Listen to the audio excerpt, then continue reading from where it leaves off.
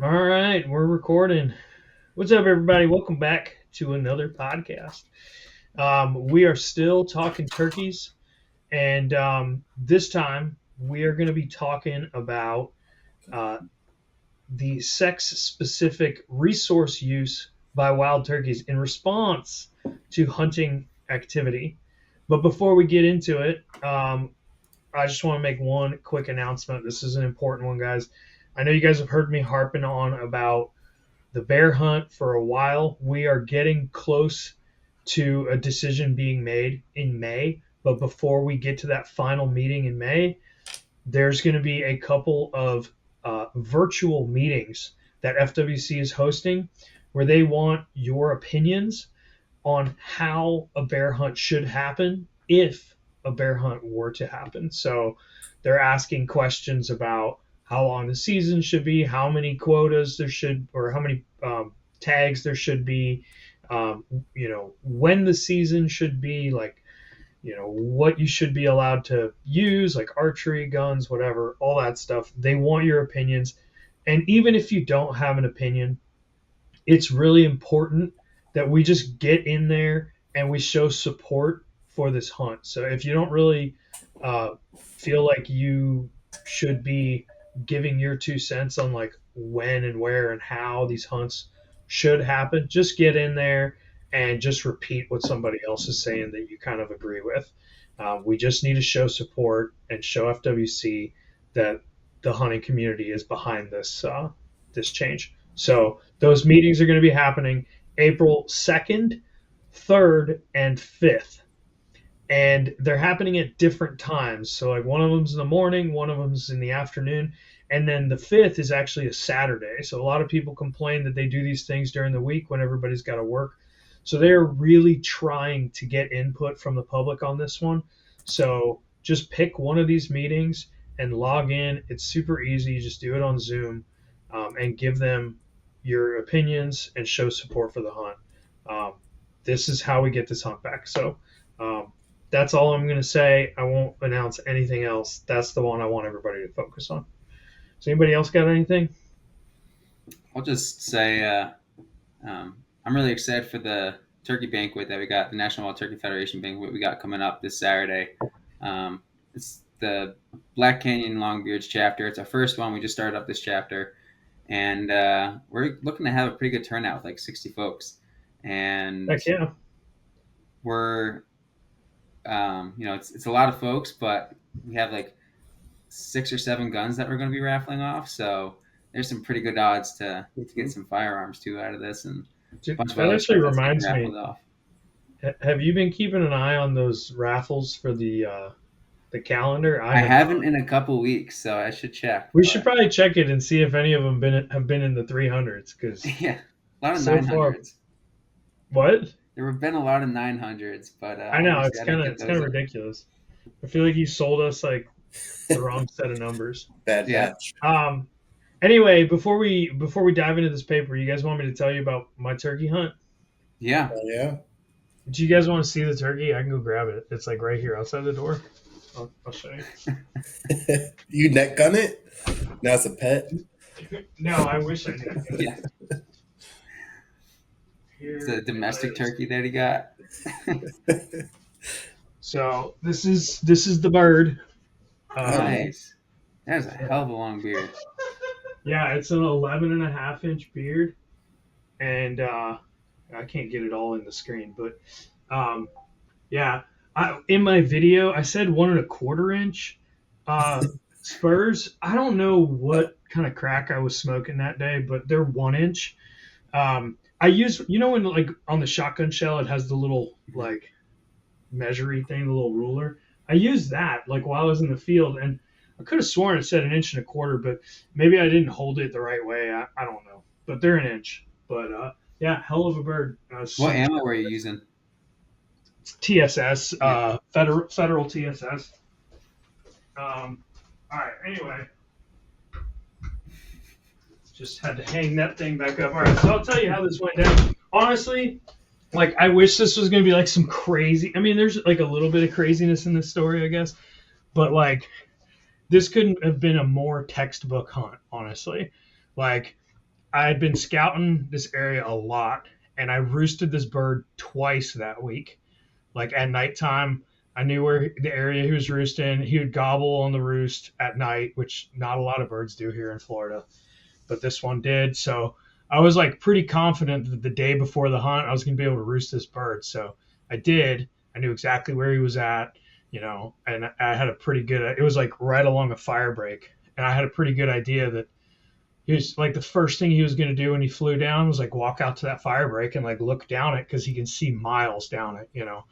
And I just kind of decided, I was like, when he gets that fire break and looks down, if he doesn't see a turkey, he's just gonna like not come in. So for the first time ever, I was like, I'm gonna use a decoy because I wanted him to have something to look at. So I put a Jake decoy out. We set up about, I don't know, 75 to 100 yards down from like where he was roosted. And it was textbook, man. He just started gobbling his head off in the morning. I just ignored him. And then like right before fly down time, I just did a couple really gentle yelps. And and then once he answered me, I just stopped. I just stopped talking to him. And it only took him like 2 minutes to get pissed off that I wasn't answering him. And he flew down. And like 2 minutes after he flew down, he was dead. Like he came in, but this was the crazy part, was like I heard one bird gobbling. So at one point I heard the drumming. I was like, all right, he's really close now. And he just came running at my decoy. Like he didn't like walk in, like he just fucking ran at it and just ninja kicked it in the face and just started like beating the crap out of my decoy. It came in so fast, like I couldn't, like I was like all prepared because I was like looking at this little corner and I was like, he's gonna pop his head right around this corner and I'm gonna shoot him right there as soon as he pops out. I couldn't. He like ran past and I was like trying to keep up with him. Like I couldn't get my beat on him because he was just like attacking my decoy so aggressively. And then right before I was about to shoot, all of a sudden I see something moving on the right, and like here comes a second gobbler, just starts beating the shit out of my decoy as well. Well, actually, I guess he didn't successfully beat the shit out of the decoy. He ran into beat the shit out of the decoy, and then I shot, and I missed.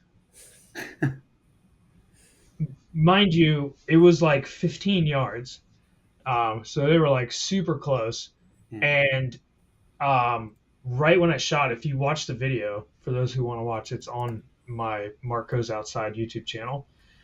Right as I shoot, he like cocks his head forward. So like I shot right behind his head.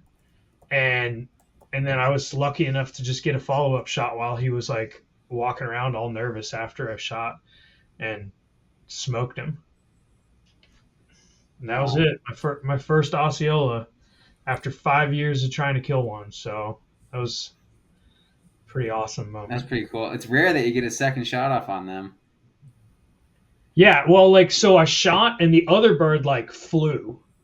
Like he was like, fuck this, I'm out. But the bird that I shot at, like, I don't know if I hit him because if you watch the video, he kind of like, it looks like he like stutter steps, like he got hit, like maybe a couple pellets like hit him in the back of the neck or something.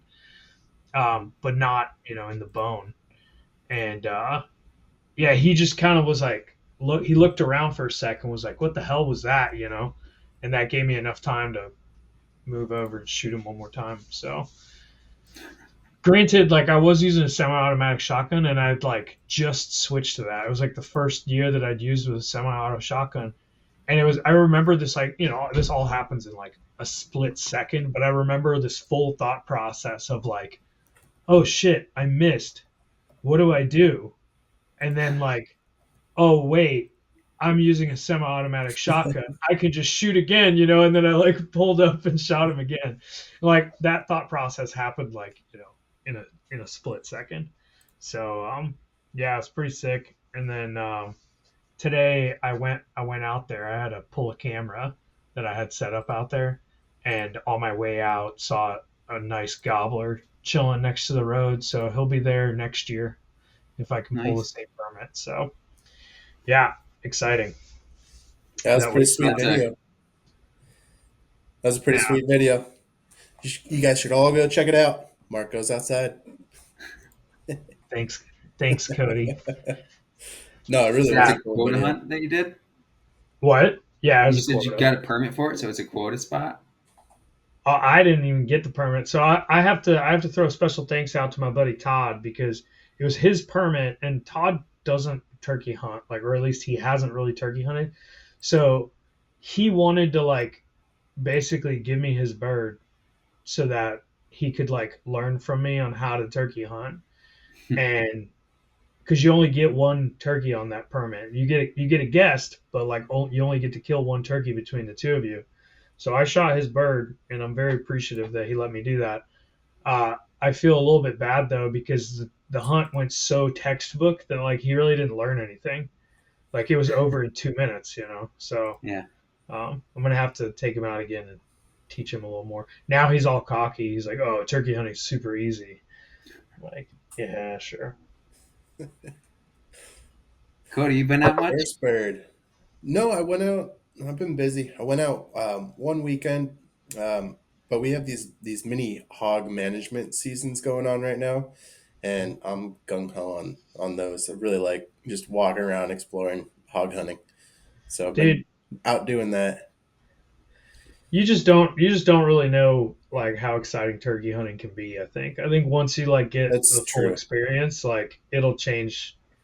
I think you're gonna love turkey hunting. I It's a found some lot of fun. turkeys last night. I found one strutting with two hens, Oh but yeah. Well, remember where that was because if you ever get that permit, we can go after them. But I got yeah, it marked. Yeah. cool. That's good. All right. So speaking of turkeys, let's talk more turkeys in this paper.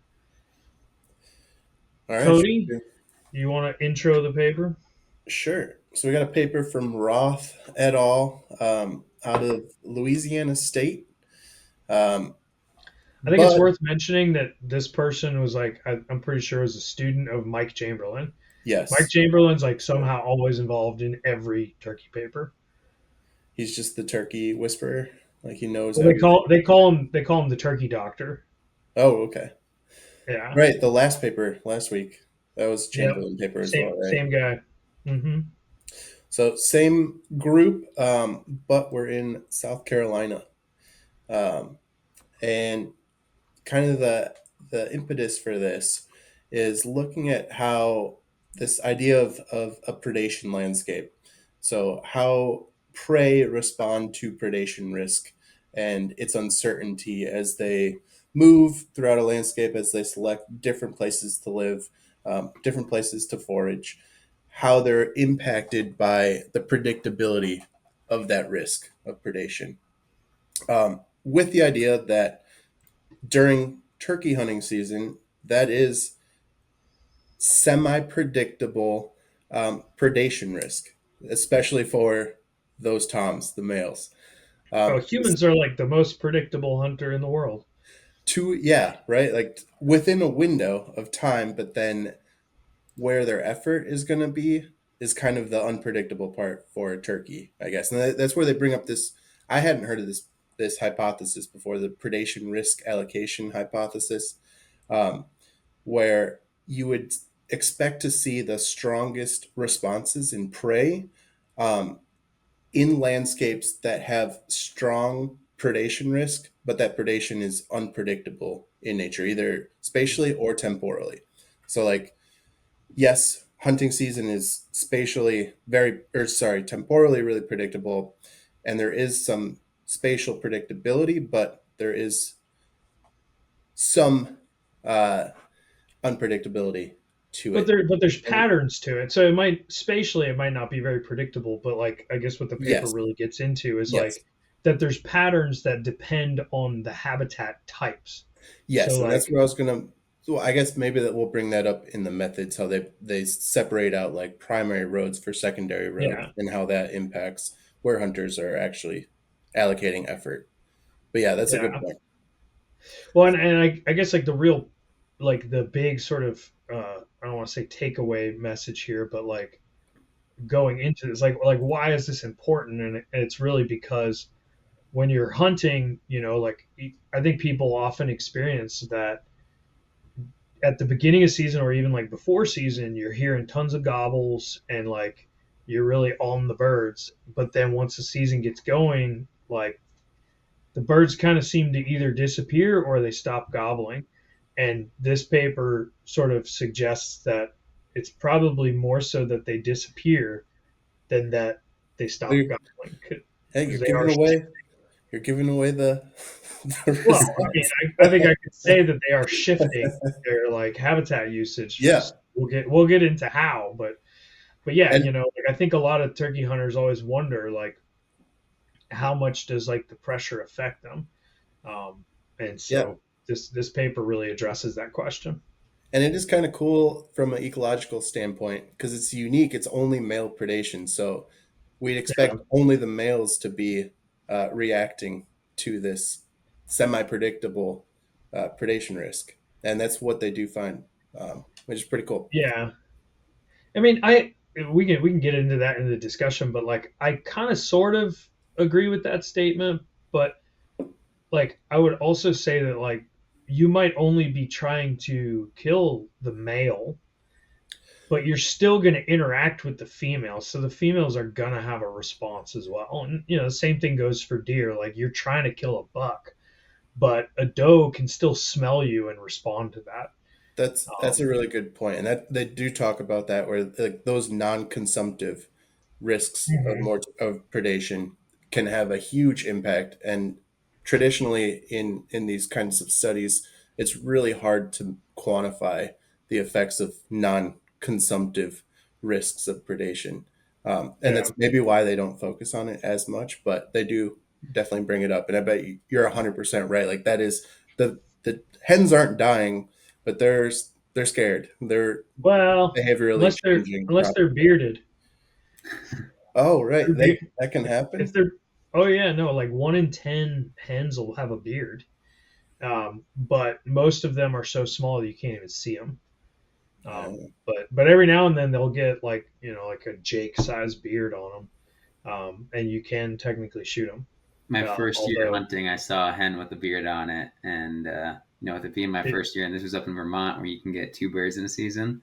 And I was kind of tempted to take a shot at that hen, but I was like, you know what? Maybe the hens will bring in some toms, and they didn't. But I've asked myself over and over again if I would shoot a bearded hen, and my answer is yes, 100%. I would shoot a bearded hen, but only once, like just to like have one because it's such a cool thing. It's just kind of a freak of nature. But after that, I'm like, okay, I'm done. Anyway, um, I had a All right, thought. It's gone. Maybe it'll come back. All right. Should we talk about the methods? let's do it. All yeah, right. So I thought this was kind of interesting. It seems like this area that they were studying is like this lab's favorite area because it's the same WMA that we talked about in the last Mhm. episode. It's the Webb WMA in South Carolina, which is approximately 11,000 acres. It has like several units, but all of them together are about 11,000 acres. Um, so there obviously there's a few different parts to the methods. Like first they got to capture the birds, and so this is like super cool. Like the way they capture them is with freaking rocket nets, um, and net guns. So they're literally just like putting out corn and then like launching nets at these birds, which sounds like just so much fun. Like I'm kind of feeling like we went into the wrong field with fishing. Like fishing's Yeah, fun and all, fishing's but like sweet, this but this is like way cooler, man. Like when you can use net guns, like nothing tops net guns and blow darts. I was you gonna know, say you blow know, darts like from a helicopter is pretty cool. Yeah, that would be so for good. deer in the Everglades, like they'll fly helicopters and shoot them with net guns. Like, can you Yeah. imagine? It's like a video game, And dude. then Like like rappel down out of the you're like helicopters. hanging Yeah, out of a Joe. helicopter and just like, man, that'd be so cool. Oh, that'd be so sweet. I So will anyway, say let's. though, with tagging fish, when you've got, if you're using a net or something, when you feel that net start to move, but you can't see that they're like what it is, that gets a little That is exciting. exciting. Yeah. Sure, it's exciting. Like I can tell you a fun story that you just reminded me of. I was like seining in the St. Lucie River and with FWC. I was pulling in their like FIM net, The for big those of you one, like listening. Yeah, it's 193. this it's a big net. It's for like adult fish, and just sampling like the communities that are out there. We're pulling this net and it's a really cold morning and there was discharges coming from the lake at the time. So there was a lot of fresh water moving through the river, and we're pulling in this net, and I'm like, we're like, at the end you like get together and you close up the net and you start pulling it in, and I'm pulling this net and like I feel something heavy like to my side, and it like hits me in the leg. It's like it's a large thing. It hits me in the leg, and like I saw something scaly, so I was like, "Oh, there's a sea turtle," and I like reach my arm under this sea turtle to like throw it back into the net so it wouldn't escape. And I reach my arm under and I lift this thing out of the water, and there's like a 12-foot gator in our net. And I like lifted up its tail, and I'm like, oh shit, guys, there's a huge gator in here. And like nobody responded. Like everybody just keeps going. And I'm like, guys, there's a huge gator in here. And then like we get the net all the way in, and then everybody sees the gator and they're like, oh crap, there's a huge gator in here. And I'm like, what the hell, guys? But because it was so cold, the gator was like pretty Yeah. chill and like didn't go crazy. So we just like lowered the float net and just like let it swim out, and it was cool, but that was definitely pretty sketchy. Yeah, you don't get that in the Great Lakes. Yeah, it was a little sketchy. And then like literally the next haul that we did, we caught like a 6-foot tarpon in it, so it was the day of like catching giants. That's pretty Anyway, cool. I've gotten to do some of those big nests with them, and that was a lot of fun. That's pretty yeah, cool. they're pretty cool. But wrestling a net gun deer would be pretty sweet too. Yeah, dude, like, yeah, if there's any scientists in Florida that like deal with deer and stuff like that want some volunteers, me and Cody are down to shoot deer with a net gun from a helicopter. We will sign Like, whatever in liability fact, waiver you need. in fact, I will pay. I will pay Yeah. money to go and do that. I was gonna say I'll fly in from Colorado for that. Yeah, right. Like that'd be so cool. All right. Anyway, so once they we're like way on a tangent. We're talking Yeah. about deer here. Once they capture the turkeys, they put a band on them, and then they outfit them with a GPS transmitter. And so they did the tagging from January through March in 2014 through 2018. And then they also put GPS transponders on hunters in the area. So when a hunter would check in, they would give them a GPS transponder so that they could track not only where the turkeys were, but also where the hunters were. And then these GPS units were recording every 30 minutes. Then they went into habitat classification. So there was 3 different types of habitat that they classified, which I kind of have like some qualms with. Like I feel like there's a lot more there's finer detail that they could have split that up into. Like all they had was pine dominated, and then bottomland hardwood and open areas. So I feel like those are pretty vague descriptions. Um, but that's what they did. And then they also looked at the different road types within the WMA. So there's 2 different ones, which was the primary roads, which are drivable that vehicles can go down, and then there was the secondary roads, which were only walkable or bikeable. Trying not to go into too many details, but essentially they used like GIS, and they looked at like each pixel within the area, and then um, calculated the distances to each of those 3 different habitat types and the different road types, so that no matter where a GPS location would, like wherever the turkey or a hunter would be, they would have like the nearest distance to those different habitat types. One thing I'll add, Yeah. with this area, so like Cody said, it's only toms that are hunted, or only males that are hunted. No females hunted during spring, like most spots. Can hunt all days except for Saturday, or except for Sundays. And they looked at the responses from turkeys before the season started. There's a youth season, which is like one weekend before the season starts, and then they had the early season, which was the first 2 weeks. I think it's April, and then the late season, which was the last 2 weeks of April.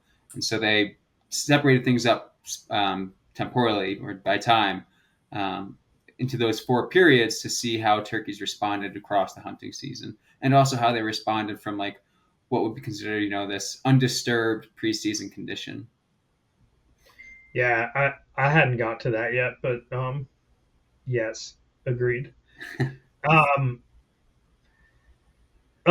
Let's see. Okay, so hunting bout. So they looked at the locations that hunters were picking, and whenever a hunter would engage a bout, like basically would sit down and call and hunt, they would also pick 3 random locations around that bout's location to represent the available habitat that wasn't being hunted. So they would see like what the surrounding habitat consisted of. And then they talk about these like resource selection functions. We don't have to get into the details, like the statistics that they used, but essentially what they're looking at is like the patterns of what types of habitat hunters were selecting or avoiding. And then they did the same thing for the turkeys. Like they looked at like what types of habitat the turkeys were favoring during those different periods of the season that Matt just said. So preseason, and these are all 2-week blocks. So preseason, youth season, early season, and late season. Yeah, I think that kind of sums up the methods, at least well enough for this discussion.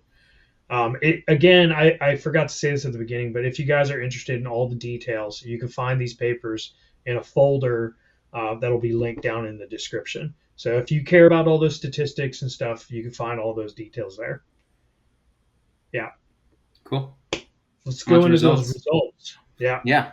So overall, they caught 175 turkeys. That included 101 females, about 70 were adults, about 30 were juveniles. And then there were 74 males, including 47 toms and 27 jakes. Of all those birds, there was 1 female that was poached and 14 males were harvested. And then from those... I just want to say that I really didn't like that they like wrote the female was poached, because I'd almost bet money that it was like an accidental harvest. Yeah. Mm-hmm. Well, I mean, it's still technically poaching, but I just don't like calling it that. Like, I would rather they just said like, maybe they should have said like a female was accidentally poached, because I think there's a big difference between accidental poaching and like premeditated poaching. It's also something where how can you prove it? So yeah. Mm-hmm. Anyway, sorry. I just no, you're good. Continue. So 175 birds, and from those birds, like Mark said, they had these GPS backpacks on them. They got almost 70,000 positions for females and 70,000 for males. So tons of positions across these 4 years, 4 or 5 years. And as far as the hunters, they tracked 1,500 hunters. So anytime that a hunter was going into this area, they'd have someone from the project that would be at that access point. They'd get there 2 hours before legal light, and they were handing out these GPS trackers. The hunters would put them on, go to do their thing, and then at the end of the day, the folks from the project would retrieve the trackers, bring them home, charge them up, and they'd do the same thing the next morning. And from all those... I think it's worth saying that like the percentage of hunters that had these things on was like, I want to say 30%. It was close to... Yeah, 40. I was going to say it was close to 40%. So there's actually a lot more hunters out there affecting the turkeys that like didn't go into the model, but at the same time, the model that they created um, to like identify the patterns of selection for hunters should, in theory, also represent those hunters that didn't put GPSs on. Right. Like Yeah. assuming that they all kind of follow the same pattern. Hmm. So yeah. You Yeah. can definitely understand with studies like, sorry, Matt, You're like good. some apprehension out of hunters to be GPS tracked, especially that aren't Yeah. really, yeah, like you Like, could oh, understand some of that. you just want to go and hunt my spot. Yeah. And it's like, well, actually 1,500 hunters were tracked and only 14 birds were shot. So oh, actually, I guess that's only It's the ones that were of the tagged. track I'm birds. sure, Yeah, I'm sure they might have had a more. lot higher success. Yeah, but still, I hope they did at least. I don't know, man. Success rates are always a lot lower than you think they're going to be. Yeah. So tracked 1,500 hunters. Of that, they got over 6,800 hunting bouts that Mark was talking about earlier. Um, and as far as the distributions that they got, so they found that hunters primarily occupied the pines that Mark talked about, and then also secondary roads. So these are things like, logging trails.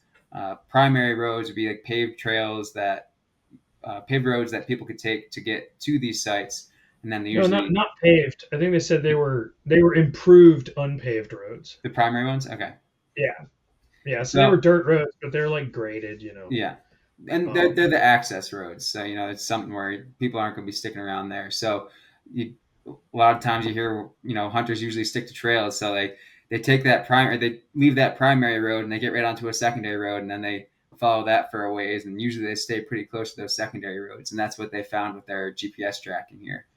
yeah, And again, the hunters often traveled pretty far from those primary roads. yeah. So hunters really liked pines and also the secondary roads. As far as the turkeys, their habitat selection did change throughout the hunting season, and it often differed between the males and females. So starting off with the males, they had some consistent selection for pines throughout all of those hunting seasons. So from the preseason through youth, early, and late season. And then also bottomland hardwoods, and typically avoided those open areas. They also typically preferred areas similarly away from primary roads. So, the hunters aren't there often, but the hunters are there, consistently across days because that's how they got to get in. So there's going to be a lot of activity, a lot of noise in those areas. And the male turkeys really avoided those primary roads during the early season. And one of the sentences in the paper was saying how turkeys were this much more likely to be in an area for every about 2 miles from primary roads. So that's a good ways. That's a Yeah. long ways to walk Mhm. in. I really like the way that they described those relationships. Like, Mhm. yeah, because it was basically like males were 100% more likely to select an area for every 3.5 kilometers. So yeah, like you said, about 2.5 miles Mhm. um, that they got from a primary road. So for every 2.5 miles you get away from a road that people can drive down, like any location you pick, like a gobbler is one time more likely to choose that area, like no matter what habitat it is. So Mark, do you mind sharing your screen? Because I know it can be a little tough for that, but I just want to show. I want to pull one of these figures up. yeah, There's the fifth figure in the document. Really shows this and how you can consistently see this difference. Um, and what's cool here is, like Cody was saying, we're seeing a difference between males and females because the females don't really have that same response. Where as you get further away from the primary roads, the females are still they're not any more abundant, and so it just kind of comes back to this idea of where like the females are still experiencing hunters in their areas, but they don't have that same response as the males did. here it is. Uh, cool. Yeah. Exactly. Yeah. That's the So one you wanted to see. Yeah. yep. So females are on the left, males are on the right. There's four different lines within each of those panes representing the four different seasons. On the bottom there, so the axis that's going from left to right, you have the distance to primary roads. And then on the vertical axis, you have the likelihood of a turkey being in that area. So if you have vertical, or if you have a relationship that's a positive relationship, so as one increases, the other one increases, that means that the further you get from a primary road, the more likely you are to have a turkey in that area. And the steeper that line is, the stronger that relationship, the further away those birds are going to be. And you can see that effect Yes, is really it's early. strong during the early season, but only for males. For females, they actually kind of prefer to stay a little bit closer. Like there's like kind of a sweet spot. This early in youth, like, I mean, it might as well be zero. There's like Right. no effect. But then preseason, they were more likely to hang out further away. But then late season, they were more likely to move in, like yeah. to come closer. And And same thing with the males though. Like late yeah, season, it seems like you're almost better off just staying sticking close. closer to the primary roads. Just kind of interesting. And So I guess to some degree kind of makes sense because like maybe because yeah, they've been avoiding that area, by the end of the season they're like, well, there's a lot of resources over there that they haven't taken advantage of in a while. so what I'm wondering is, do you have females that are getting harassed by males? So they go to a spot where there aren't males. That's why you see them kind of coming close to those primary Yeah. roads. And by the late season, all the toms are like, or whatever males are left, are like, there's no hens out here. Where are the hens? Oh, the hens are back close to the road. So then they kind of follow them back to the road. Yeah, I think there's definitely some aspect to that, and obviously, like it's really hard for them to like account for that. Mm-hmm. But hold on, let me unshare this. But like it would be really interesting to see what the relationships are of like uh, gobbler locations to like hen locations. Mm-hmm. Mm-hmm. But then to do that in the absence of hunting and in the presence of hunting to see how that affects that relationship. Yeah. But that starts introducing like a lot of variables that makes this a very complicated analysis. Mm-hmm. I But bet I they definitely have think, the data for it. It'll do like network analysis before oh, and I'm after. sure, I'm Like sure they they do. have that study. Yeah. But the reason I bring that up is because like when you talk about sort of like turkey, excuse me, Bless you. when you talk about like turkey hunting theory, like this is like the shit that people preach. Yeah. They're like, oh yeah, like the males are looking for the hens, and so like if you find a gobbler that's got a lot of hens around at the beginning of the season, leave that gobbler alone because at the end of the season he's going to have bred all those hens, and then he's going to be like desperate for, and he's going to be roaming all over the place looking for hens. Um, like we're taught that finding gobblers is very much dependent on hens, but this is kind of suggesting that at least in the early season, like gobblers are not where the hens are. Mm-hmm. Just kind of the opposite of what you would think. Yeah, they're totally responding to that hunting pressure. Well, and I kind of wonder if, there's just a subset of gobblers that are close to the hens that are making lots and lots of noise, but that the vast majority of gobblers are staying away, like further out. And they're like waiting until the late season to come in and breed those hens. Yeah. The So ones that are risking it to get laid and to breed are the ones that are more likely to get killed because they're the ones that are closer to the road. Mm-hmm. another thing that I was kind of disappointed with this paper is, they talk about in their methods how they tag the adults and the juveniles, but in all of their analyses, they just combined everything. True. And so, you could have juvenile turkeys, male turkeys, that are having a big effect on these results. And, yeah, jakes can still breed, but like, do jakes behave the same way as toms? Maybe that should be a topic for another. Well, I kind of wonder if, I mean, they should have explained it. I didn't catch it in the methods or anything, like why they did that. But I could imagine there being, like, maybe they lost statistical power, like they didn't have enough Yeah. males to split them up, or maybe they did some analyses and found that there was really no difference between them, and so to increase statistical power, they just lumped them together. Um, So but at the they end, should have explained that. I don't understand why they didn't. they do have at the end of the paper, like the very last sentence, they have future research should examine any indirect effects and age-related differences associated with anti-predator responses. So it pretty much just says like they just didn't do it. I think Good. you're probably right, considering that they only had, what was it, 27 jakes that they tagged. So that's a pretty small sample size, especially when you're looking at across, what is this, 5 years, Yeah, 2014 through 2018. yeah, So that's probably, you're probably right there. But, that's something that, could have an effect on, from like a hunter perspective, how you're going to interpret these results, because you don't know if what we're seeing here is largely driven by it's probably more likely driven by toms, because they had about twice as many toms as they had jakes yeah. that they tracked. But still, yeah, it's Um, I think one thing that's also really interesting to talk about is like the patterns that they found for hunter yeah. selection. Because so they found that for every 1 kilometer further from a secondary road, bouts were like hunting bouts were 39% more likely. So the hunters like to get away from the road. But this is the one that I thought was the most interesting, that for every 1 kilometer further away from pine dominated forests, bouts were 200% less likely.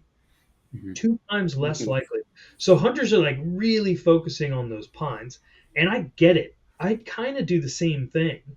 And I think the biggest reason for it, and Matt, I don't know how familiar you are with the pines we have down here in the South, but you're dealing with The long. palm pines. Well, no, we have the longleaf pines, and usually underneath it you have like palmetto bushes and stuff. I mean, up there in South Carolina, they don't really have palmettos and stuff, but it tends to be a lot more open. And I think that's the reason that hunters are selecting for those pine areas, because it's more open, and you kind of, whenever you're turkey hunting, you want to kind of pick a spot where you can see a little bit because you're sitting on the ground. You want to find an area that's, got sort of this little open patch where you could see a tom coming in and strutting around and stuff. Whereas a lot of those oak areas, well, it depends, I guess, because some oak areas can be super thick and nasty and crunchy. And then other areas, it can be just like a wide open hammock if the canopy is dense enough. So, but I just thought it was really interesting how the hunters like really selected for those pine stands. It kind of made me feel like a jackass because I have a tendency to pick pine stands as well. Because to me, that's like when I see that those kind of open and ish like pine areas, I'm like, oh, this is turkey habitat. But this paper suggests that's not the case at all. That they prefer the oak, the hardwood bottomlands.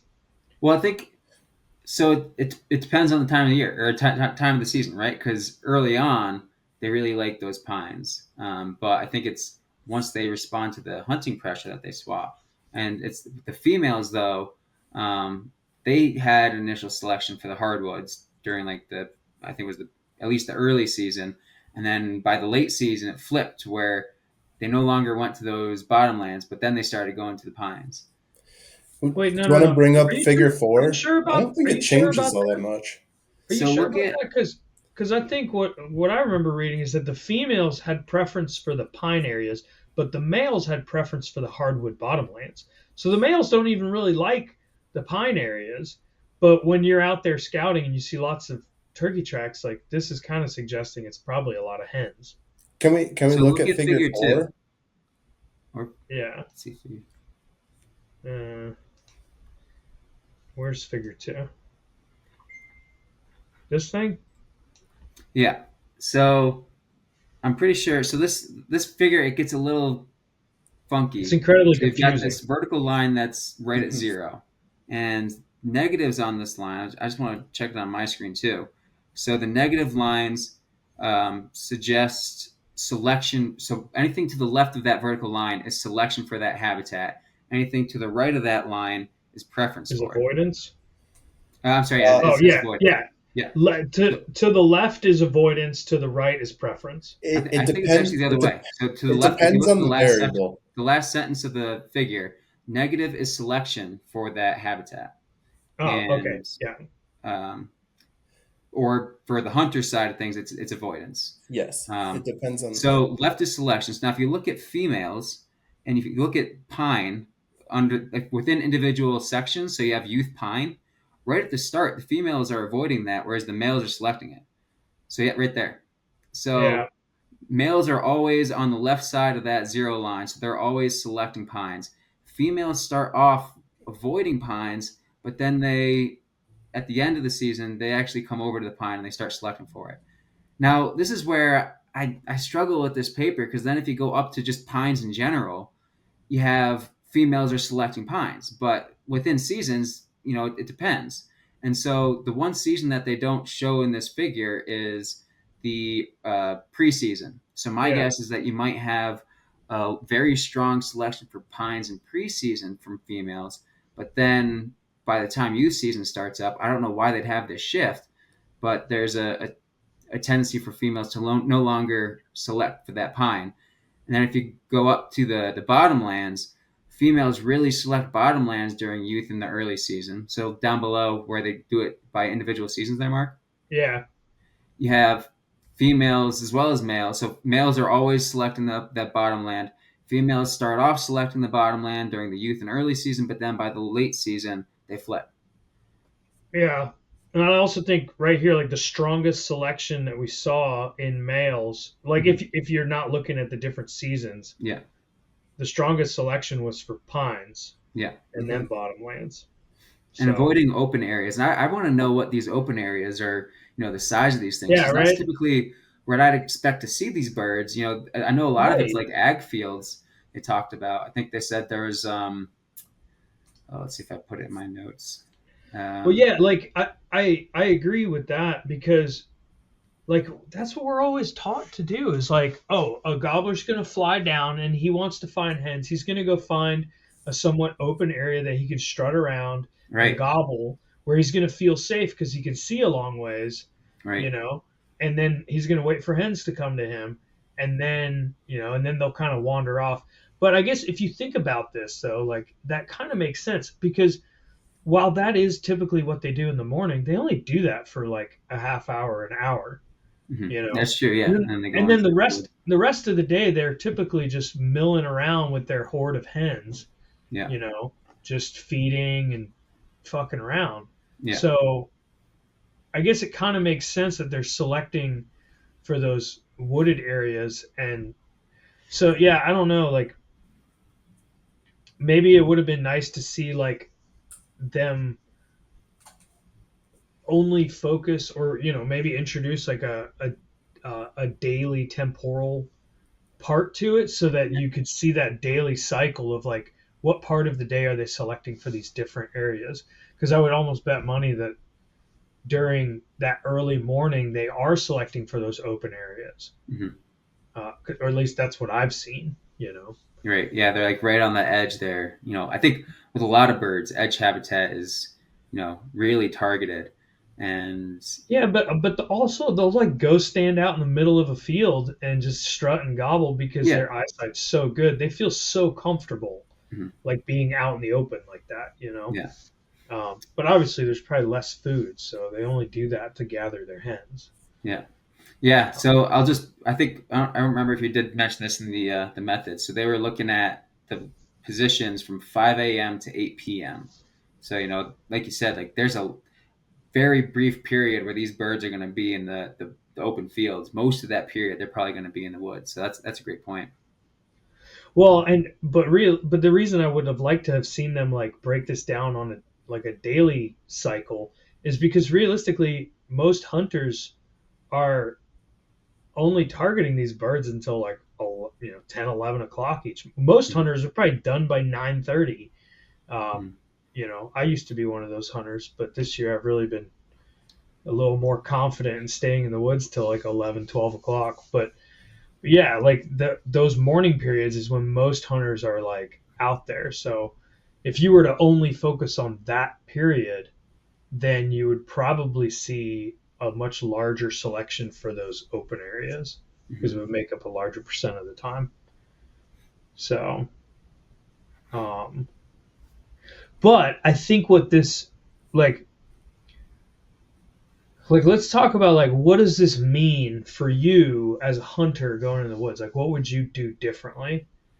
Well, Like so like one thing I think they said like in the abstract of the paper, like the overall summary was that the males typically avoid areas where there's a lot of human activity, which especially during the early season, that's what a lot of these results are showing is like early on those birds, first couple days you might be able to get one, and where you'd usually expect them, but after that they might move to new spots, and so don't be so committed to that habitat that you expect them to be. Um, yeah, Same thing here in Colorado. It's look for the ponderosa pines, and some of that's the ponderosas are usually a little bit higher. There's a lot of elevation in Colorado. Ponderosas are kind of like middle elevation. They're still below the alpine and the uh, I'm blanking on the other tree. Kicking myself for Aspen. this. Yes, thank you. The aspens, um, and so you can still get them like on these banks though. I think I've had the experience of seeing that a lot of times turkeys will roost in trees kind of at the like on slopes. I think part of that is if it's on a slope, it makes it a lot easier for them to they don't have to fly up to roost; they can just fly out. Yeah, And so I think that's a big that's one thing that I've been looking for, and we see that kind of stuff where these pines are. So whether it's the elevation or the pines or a combination of the two, um, you know, maybe start with that, but then don't be afraid to drop down in elevation a touch to get into some hardwoods because that's what they're seeing here. well, and I've noticed like whenever you watch, people hunting in in the mountains for turkeys, they're always talking about getting above them. So it seems like Mhm. they roost lower, and then they have a tendency to like go uphill after um, they fly down. And they definitely follow the snow melt too. Like as the as the snow recedes up the mountain, the turkeys are going to follow that snow. And I've Yeah, seen turkeys up at 11,000 feet, and so but that's like midsummer where crazy that's going to man. be the coolest spot. Yeah, that's wild. Um, so for me, like what I would do differently, it like I think based on the fact that this data really speaks to like the entire day and it's not necessarily focused on those morning periods when you might expect them to hang out in these open areas, but like when it comes to those afternoon hunts, and a lot of people don't even bother with afternoon hunts, but I've kind of dabbled with them a little bit and have started doing it a little bit more, but this makes me want to do it more, but actually seek out some of the habitat that I typically haven't been hunting in. Hmm. Like going into that thicker, like oak habitat, like oak hammocks, and sitting in there in the afternoons and trying to catch a bird slipping through there because it seems like that's the kind of habitat that they might be picking for most of the day. Um, so I think that's definitely worth keeping in mind that like you might find them where they roost for a little bit in the morning, but then they're probably going to go into something a little thicker and Hmm. just kind of mill around. So it's definitely going to make me think differently about um, how to find them after that like 9 o'clock time frame. Hmm. Yeah, One other thing that just kind of had me thinking about, and also like we were talking about earlier, is how by the late season these birds are kind of going back to being somewhat closer to like the primary roads and not yeah. necessarily being deep in the woods. And I've always kind of had the mindset of it's late in the season, these birds are really going to be hiding, I gotta really hike for them.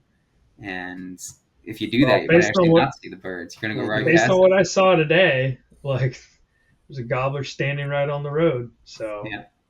kind of That is what this paper is suggesting. So, yeah, it's definitely something I'm going to keep in mind that, like, if I'm hunting late season, I shouldn't necessarily go too far in. Yeah. Just So, sneak out and get a hunt in.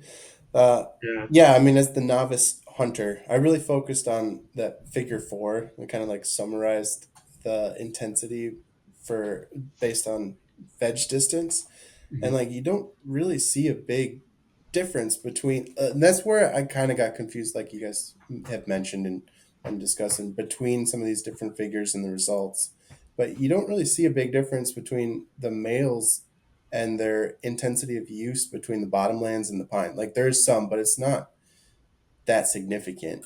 So I guess for me, as the novice, I would maybe try and focus on kind of like what Mark was saying, figuring out those bottomlands or like oak habitat where I could get something going, trying to avoid also hunting pressure, other hunters, and maybe try and find um, some birds that weren't getting as pressured um, throughout the season. Maybe throughout the season they're moving into those areas. Yeah. I guess that's kind of what these results are getting me thinking about. But again, I don't know what I'm doing with turkey hunting. So Yeah, nobody really does.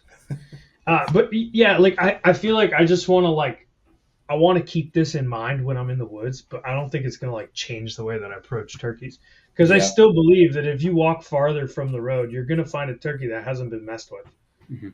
true. which you're more likely to get a turkey that's gobbling when you get further from the road that because it hasn't been messed with. Some of these Yeah, gobblers might be coming close to the road, but it doesn't mean they're gobbling. You that's know, true. that's something this paper doesn't talk about. It doesn't talk about their gobbling behaviors. So Hmm. Yeah. Yeah, that's a great point because we know that hunting pressure does, limit how much a bird's going to gobble. So, and a lot of hunting success is based on being able to pinpoint where those birds are. So, I guess what I well, could and not suggest just is, success, but just like like hunter yeah, satisfaction is like tied so tightly to like if they yeah, hear gobbles. yeah. So So the one exception I would say for late season stuff is, if you're in an area where you got a lot of like roads that you can drive along, and maybe there's fields or something, look to see if there's birds that are roosting that might be closer to that primary road. Because if you can find a bird roosting, it doesn't matter. If you roosted the night before, if it's not gobbling, you know where it is. So yeah, maybe do that. But then if you don't see anything, then be willing to go a little bit further into the woods to yeah, hear for one that's gobbling. yeah, and just keep in mind that if you watch him fly up, he's probably going to touch his feet down in the exact same spot that they left from. Mhm. So don't get too fancy. Um, yeah, like what you just said is like literally what I experienced this past weekend. I was up in Ocala, and um, the national forest up there. It's huge, so I'm not afraid to mention it. It's like giant. There's no spot naming here, but there's roads that go everywhere, like everywhere. So there's nowhere to get away from the roads that you can drive, and people are out there with dirt bikes and jeeps. They're riding around, having a good old time, being loud as shit, and they're not even hunting. So the best opportunity that I had, I was sneaking in on a bird. It was like 100 yards away from me. I called to it. It goes quiet. I was like, oh, it's coming in for sure. I sit down. I'm waiting. Nothing happens. After a while, I get up. I walk over to the road, and I'm like, where the fuck did that car come from? There's just like a truck parked, like literally 50 yards away from where that bird was gobbling. And I don't think the guy even had a clue that there was a bird there. Like I think he just happened to pull in and parked right there, and it just like screwed my hunt because the bird probably saw that truck and was like, "I'm out of here," you know. Right. Otherwise, I might have killed it. So, um, yeah, I just want to get away from vehicle traffic, no matter what time of year or what time of the season it is. So, anyway, I think that's a wrap. Yeah, one more turkey Yeah. paper next week, or next podcast, I should say. Yeah, it's funny because turkey season's like basically over down here in Florida, and yours is about to start. It's just about to start. Yes, this next paper will be right around the time that it kicks off. So, and Yeah, that's even like New England. It doesn't kick off till May, so still over a month away for up there. that's insane, man. That said, I didn't say it at the beginning of the podcast, but if y'all haven't subscribed yet, make sure you do it now, or follow or whatever terminology they use on the platform that you're listening on. And yeah, we appreciate y'all tuning in. We'll catch you guys in a couple of weeks. Thanks for Thanks, guys. listening. Peace.